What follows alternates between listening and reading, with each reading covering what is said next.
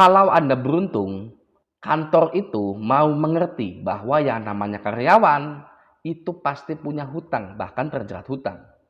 Ya, kalau Anda tidak beruntung, nah kantor itu tidak mau tahu kalau Anda itu terjerat hutang, ya bahkan Anda akan dipecat kalau ketahuan punya hutang. Ya, nggak logis gitu loh ya. Leasing bank ya hadir itu untuk apa? Kalau bukan untuk utang, gitu ya kan?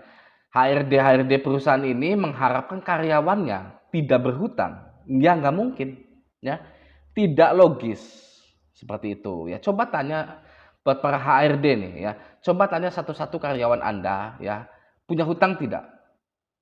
Gitu. Pasti punya hutang, ya kan? Pasti itu seperti itu, ya kan? Nah, oke. Saya di sini ya akan menampilkan satu video yang saya lihat di TikTok bahwa kantor ini terus-terusan diteror via telepon oleh kolektor. Oke, kita simak videonya ya.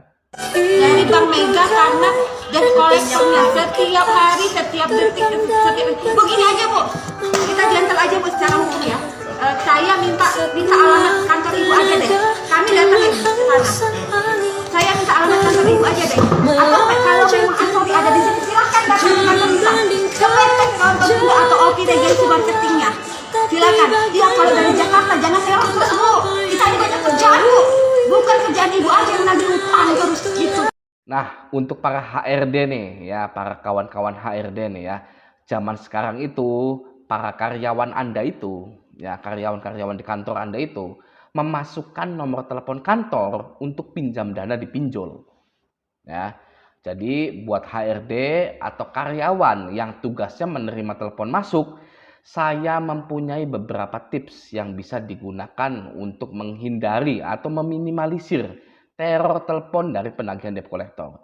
Ya, mending mana nih ya? Anda susah-susah cari karyawan lagi, ya, yang belum tentu betah, lalu sebulan keluar, ya, Anda cari lagi, ya kan? Atau mengikuti cara saya demi alasan yang lebih baik.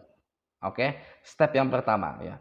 Ketika menerima telepon, ya wajib tanyakan dulu identitas dari penelpon tersebut. Ya, mulai dari sekarang, setiap ada telepon asing yang masuk ke kantor Anda, di depannya, di kalimat depannya wajib menanyakan identitas dari penelpon tersebut. Ya, ketika penelpon tersebut menyebutkan kami dari perusahaan finance, ya, itu Anda dengarkan dulu keperluan mereka, ya.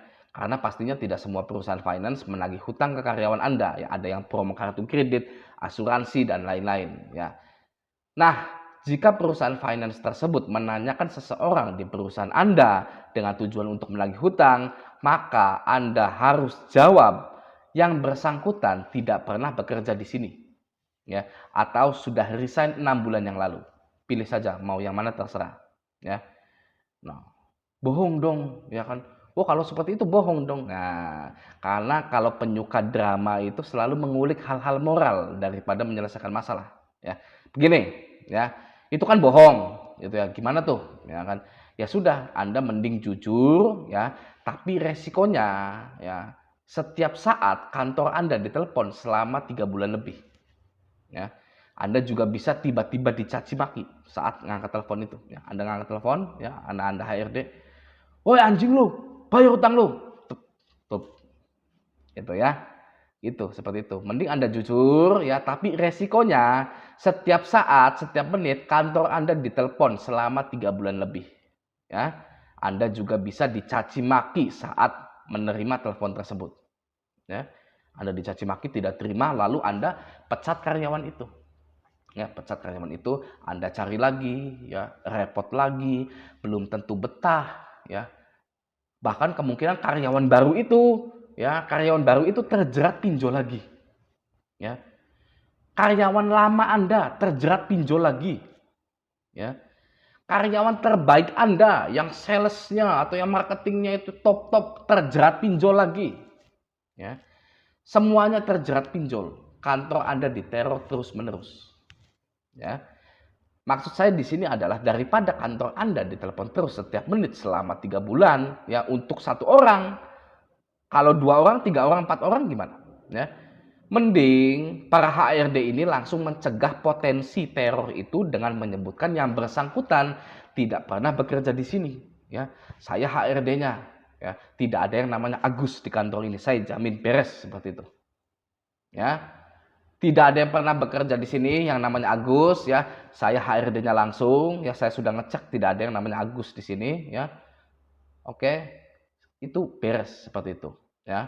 Misal DC pinjolnya bilang, tapi Bapak Agus ini mencantumkan nomor ini sebagai perusahaannya. Ya Anda balas sebagai HRD.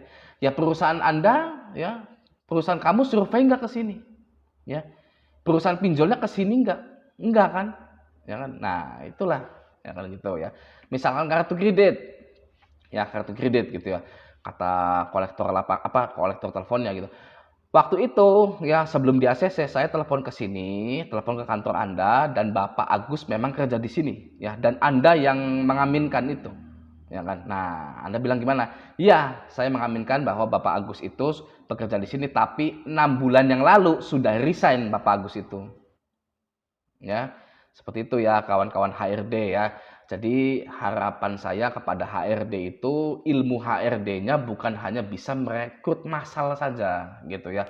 Rekrut massal gitu kan. Dilihat dari rekrutnya itu udah ilmu tahun 90-an gitu ya. Nggak usah dipakai saya juga yang bukan lulusan psikologi nggak usah jadi HRD bisa gampang rekrut itu. Saya sering rekrut buat bawahan saya ya. Tidak perlu jadi HRD ya.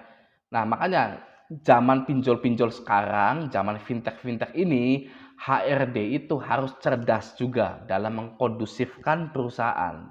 Gitu ya. HRD tidak boleh berdrama ya. Haram hukumnya seorang HRD berdrama ria. Ya. HRD harus cerdas dan menyayangi karyawannya. Ya.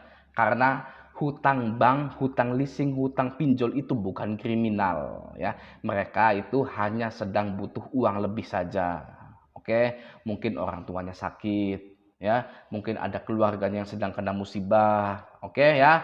Nah, bagikan video ini kepada forum-forum HRD atau HRD Anda sekaligus ya, agar permasalahan teror penagihan hutang yang masuk ke kantor dapat dicegah sedini mungkin. Oke, sampai jumpa di video selanjutnya.